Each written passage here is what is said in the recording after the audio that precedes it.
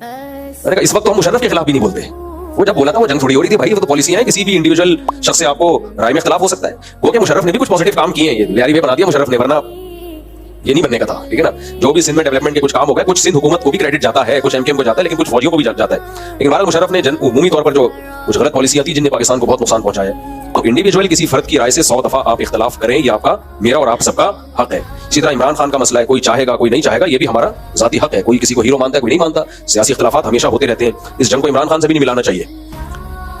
कुछ लोग कह रहे हैं ये पीटीआई जो है मुल्क दुश्मन है। नहीं भाई, पीटीआई में भी दोनों तरह के लोग हैं। कुछ लोगों ने इमरान खान का नाम इस्तेमाल करके मुल्क दुश्मनी जाहिर की है, उसके कंधे पर रख के बंदूक चलाई, और कुछ ऐसे भी हैं जो इमरान खान को भी चाहते हैं और फौज को भी चाहते हैं, और कुछ ऐसे हैं जो इमरान खान के अगेंस्ट है लेकिन फौज को चाहते हैं। तो हर तरह का मार्केट में आपको माल मिलेगा, तो ये रहना चाहिए। ये जिंदा कौमों की एक निशानी होती है, अलामत होती है। बाकी इस बारे में मेरी इंफरादी राय क्या है वो मैं मिंबर पे नहीं बताता, वो तो हमारी राय है, वो तो कभी खुशबू लगा के आप आ जाओ, बेतकल्लुफी होगी तो मैं भी बता सकता हूँ मेरी ये राय है, लेकिन वो गलत भी हो सकती है, सही भी हो सकती है, गलत भी हो सकती है।